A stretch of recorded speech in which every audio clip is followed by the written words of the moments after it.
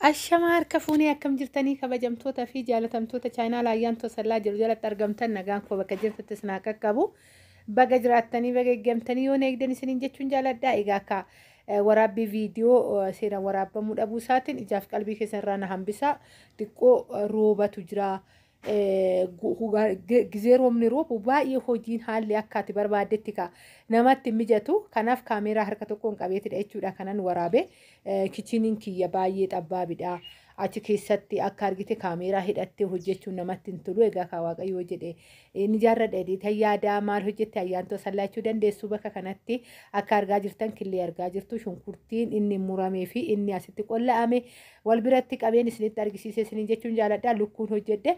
Lukkuu hojjedhe keessatti immoo yoo roobnis hin jira muudannoo rooba san keessaa jiru asitti haala kanaan zafazzafeetoo qaba isiniin jechuu jaaladha.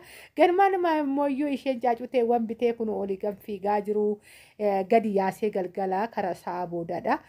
Xiqqoo ishii ala haa bashannanan jedhee mana isaanii keessaa baase asitti argaa jirtu isiniin jechuun jaaladha. Asitti immoo lukkuu qalannee egaa qalannee nyaanna inni keessummaa hin qabnu baay'izawwee ofumaa mana keenyatti andaanqoon kunii kan amma bitamee miti ture erga bitame ana na dhukkubee namni hojjetu dhabameetidha jechuudha kan ture akka argitan na dhukkubaa ture amma immoo galata Waaqayyoo wayyoofnan amma gannatti deemaa tarii lukkuun kun miidhamuu danda'a jennee kunniin mana keessa oolanii sun immoo handaanqoo urfa keessa deemuudha ganna immoo handaanqoo urfa keessa deemu wanta ta'amu hin beekamu akka argaa jirtan asitti kunoo kaa wal bira qabeessitti argisiisaa yeroon qollaa'u kanaadha. Yeroo hojjedhu immoo kanaadha wal bira qabeessitti argisiisaa jira.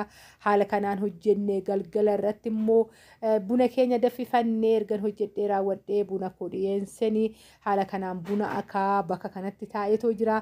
Ittuma bohaaraa jedheen viidiyoo tanaa isiniin jechuun jaaladha. Egaa akka kaameeraan ofii kiyyaaf inni of waraabee isiniin jechuun jaaladha. Aannan qo'annaa irra jirti.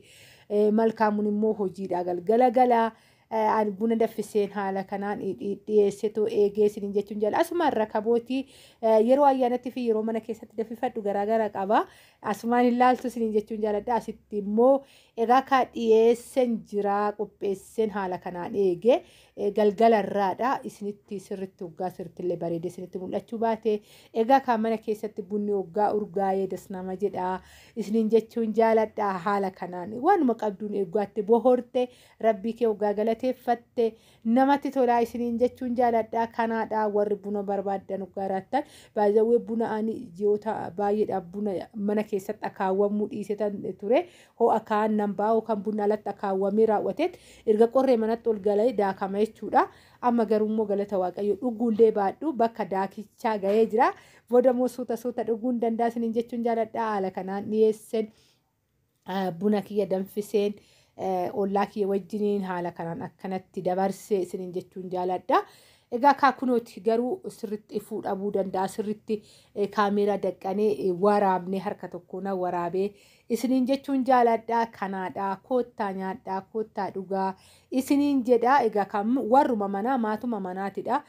Meeshaalee mana keessa fayyadamnu malee kaan hin baasne akka argaa jirtanii waa sahaanotaa waa isa maaqrabaa waan hundumaayyuu isiniin jechuun jaaladha. Kanaadha mana keessattis waan fayyadamnu yeroo hunda hoo wanneen rakkoo tokkoyyuu hin qabu. Meeshaaleen biffeetaa akkuma jiru taa'eetu isiniin jechuun jaaladha.